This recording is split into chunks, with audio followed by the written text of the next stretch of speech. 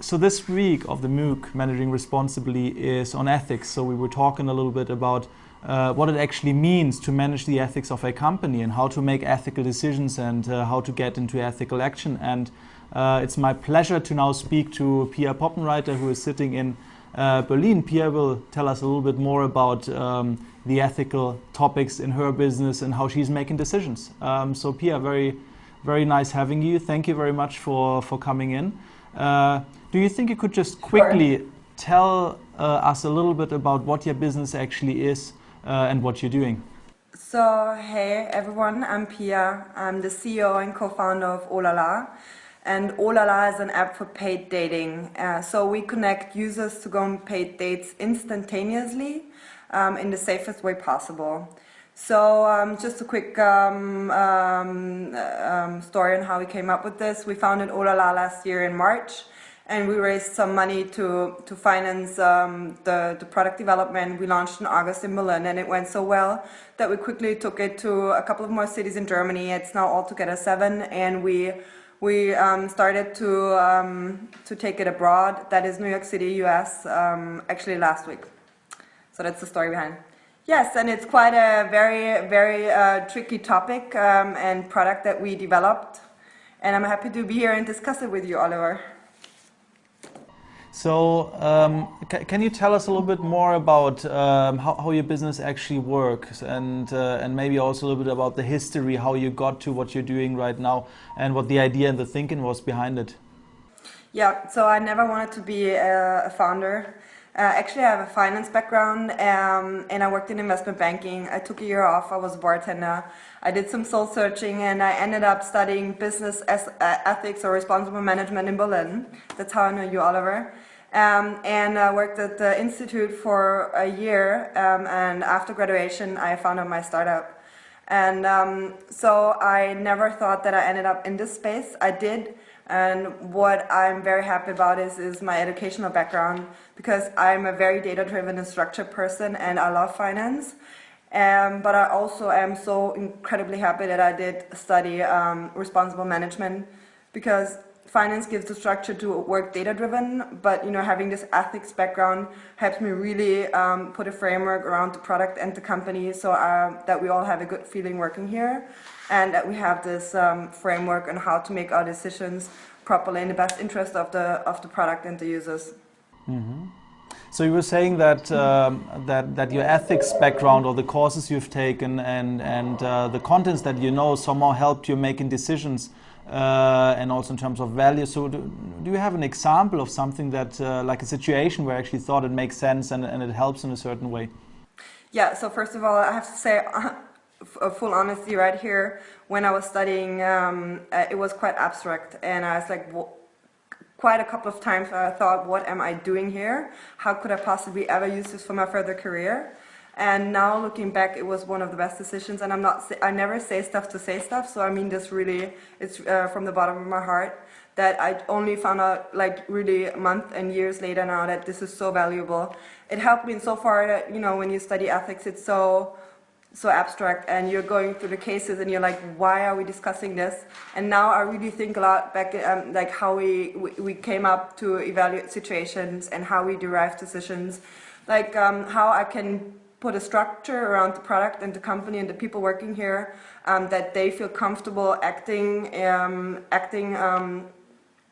with their own set of values, but still within the scope of what the values that we created for the company. So I'm really glad I did it. And so with Ohlala, we're tackling a super tricky topic that is really stigmatized in public, and there's a lot of explaining and a lot of it's a lot of judgment that we have to deal with. And so I feel like that we have a solid foundation on how to deal with it for myself and also for the product. Because, I mean, it's a long story, but at the end of the day, you can judge morally based on your own morals, but that won't do for the whole company. So I'm glad I managed to create a system that works for the company, not just for myself. So how do you actually do that? Because I guess that's a number of different people with very different backgrounds, and everyone believes in different things and thinks differently about what is right and wrong. So how do you deal with that? I mean, how do you get everyone in the same boat and make it work for everyone? Yeah, so we're hiring right now, but as of today, we're a team of 17 people. And what I really look for is, it starts with the interview process, when I get to talk to the people that are applying to work with us. So I am trying to figure out whether or not this is a fit, not just on a professional level, but also on a more or less personal level. You can't be working here if you don't find, if you don't understand our vision and mission, and that is to connect people in the safest and fastest way possible. So I'm checking whether or not those people are a fit, and then we're really talking a lot about the issues and the ethical implications. We actually do this on a weekly basis so that we constantly onboard the people, and and then again we have, I mean, in the core of our whole being is that we have some prefixed rules that we constantly apply. That is, first of all, we honor the integrity of our users, and that is how we derive decisions. Meaning, maybe this is a little bit of ethics, but maybe applying the golden rule, saying, if you were to be a user, would you want that to be done to you? And that is actually really fundamental to how we make decisions. So you already were mentioning basically two different kind of tools and rules that you're using. So on the one hand, you were talking about the golden rule, like as a decision-making rule that helps you in a certain way. And you were also talking about that the integrity of your users is apparently, that's a very important value for what you're doing, and it's apparently in like a very central thing to your business as well. So I'm wondering, you're a startup company, so it's a rather new business. It's a very new business. So usually in new businesses, like the formal structures are not there because it's new, basically. So I wondered, have you thought about doing something like formalizing those things in terms of like having like a code of ethics or like a value statement for what you do, or you said you have a meeting where you talk about these topics as well, like making that a formal thing. Have you thought about that, and do you think it makes actually sense? So startups are quite crazy. Actually, we did have a code of ethics in place actually the first month. It was just something that we needed to sit. So this is how you start a company. You have co-founders. You need to sit down and discuss how you see the world, how you want to see the product, and where it should go, head to. And then you really needed to be aligned, and you wanted to go into the same direction. So ethics was a huge component right at the beginning, and we are still we do have our mission and vision statement in place, and we are constantly communicating this.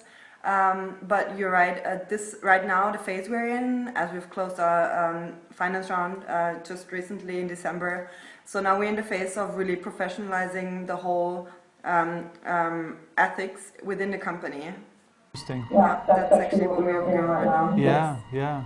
So it's a very early stage for doing that. Actually, it feels like most companies probably get there much later. So that's a very interesting and good thing. Do you have an explanation for why you're so early on that?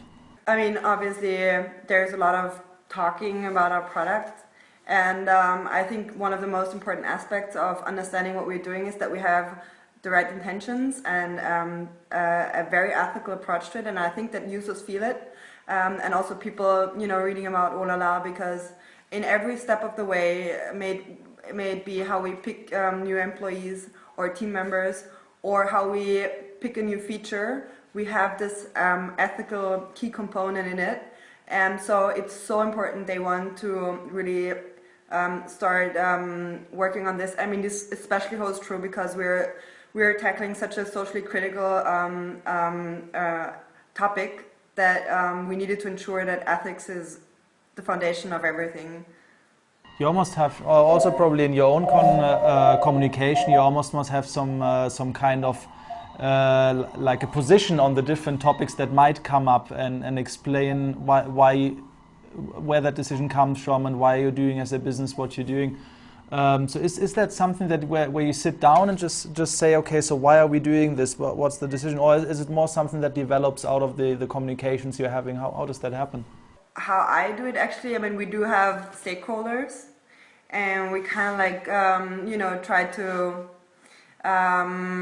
see which ones are very important to us, or which are priority number 1 or 2 or 3. So, I mean, obviously, people work. So, first of all, it's we develop a product for our users. So, one of our most important stakeholders is the users, actually, and we always try to make decisions based on the best interest of the users. And then, it's people working with Ohlala within the team, building the product is one of our most important stakeholders, so to say. So we go through all our stakeholders. I mean, I actually do this, that's my job. But, every time we're discussing anything, I just in my mind go through all the stakeholders and see if I can balance the interest, because it's so many times a conflict of interest. But at the end of the day, we do decide in the best interest of the product, and the users. But this is how I kind of try to frame it a bit. Yeah, it's interesting because it makes me think also about one of your posts I've seen, where apparently there's a French region that has Ohlala as their slogan for attracting people for vacations, right? So that I thought that was an interesting point. Probably these are not they're probably not even on your stakeholder list in a certain way. So that's something where you don't have to worry too much about.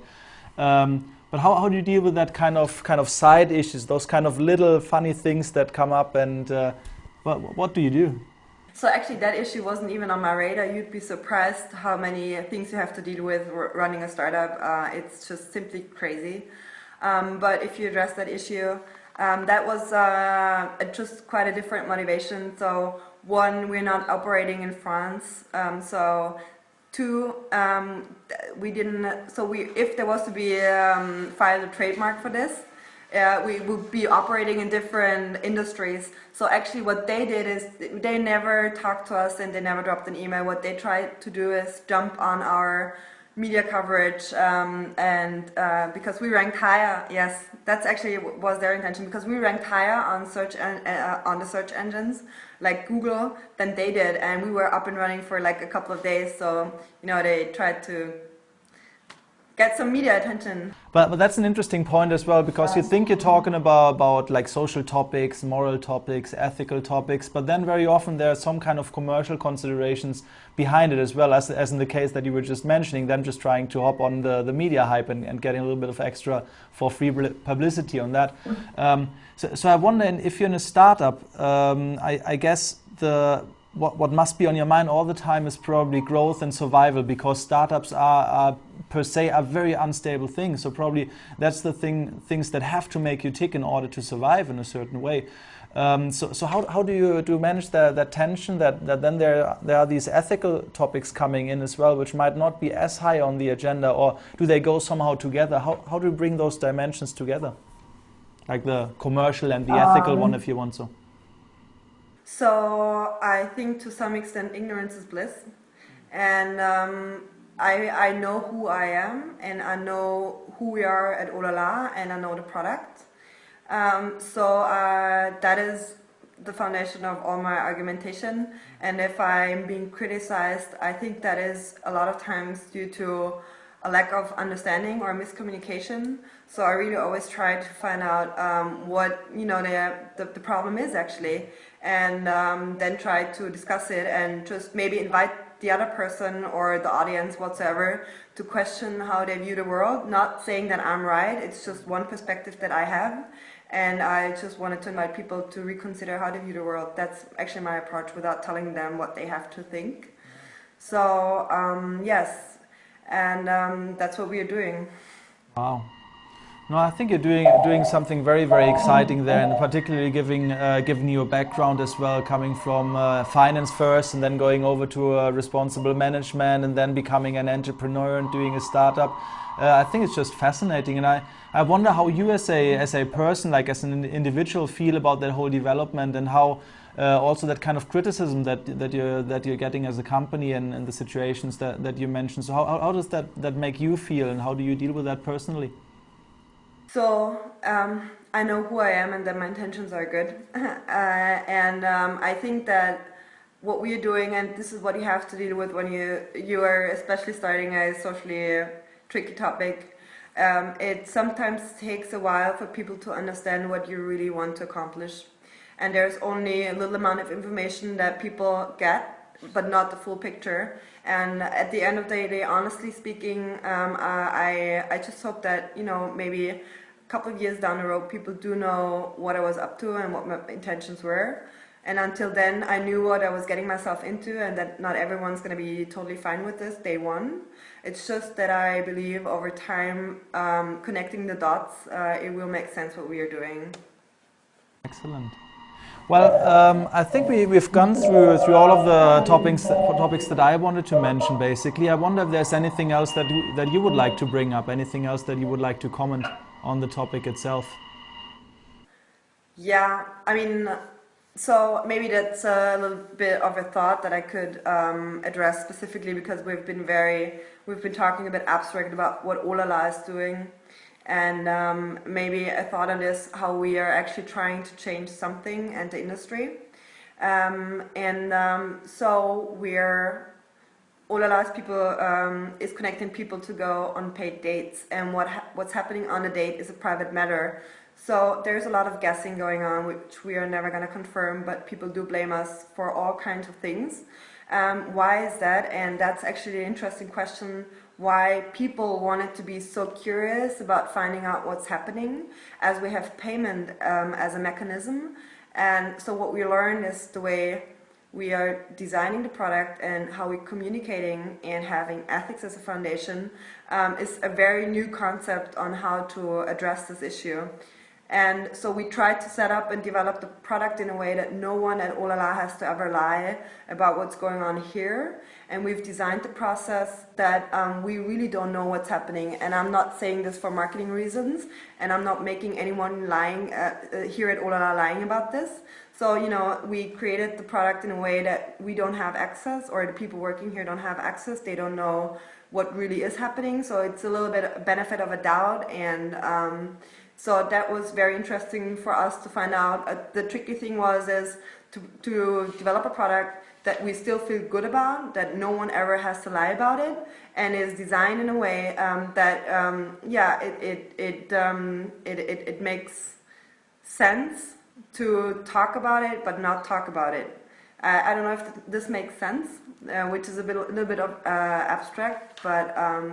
Yeah, and I think that it's so interesting for us to have really the chances to rethink or reframe how people think about some social topics. And it's just what I can say about myself is I never had the great money when I started off, so that's not an excuse to try and change something. It was just 2 or 3 people sitting in a living room and creating this idea, and then looking for people who would actually finance that. In the future, if at all, I put my reputation and everything I had at risk, and it was the best decision I've made, no matter whatever is going to happen. And I'd like to be at least a role model for people who are just for people to go and dare something. I want to be a role model a little bit insofar that anything's possible, and that we might as well try. Yeah, and enjoy the ethics studies. Yeah, maybe one day you will need it. Well, let's see then. Well, thank you very much, Pia. I think what you said at the end was very, very interesting, because you were when you were talking about openness and not having to lie, basically, that's another ethical topic. So being open and honest, right? So that's one of the values that you might want to have. As you explained it, you have actually built it into the design of your company and of what you're doing. So it's something that is in the structure already, which is probably the best way of doing it, instead of having like an additional code of ethics here and like an ethics hotline there and tagging it on something that exists, making it rather part of what it is from the very beginning and putting it into the very middle of everything. So thank you very much for that. So So maybe a first step, or one of many steps towards being that kind of role model. Thank you very much. Pia Poppenreiter, CEO of Ohlala, from Berlin with us. Thank you very much, Pia, and we'll see you soon then. Thank you. Thank you. Bye.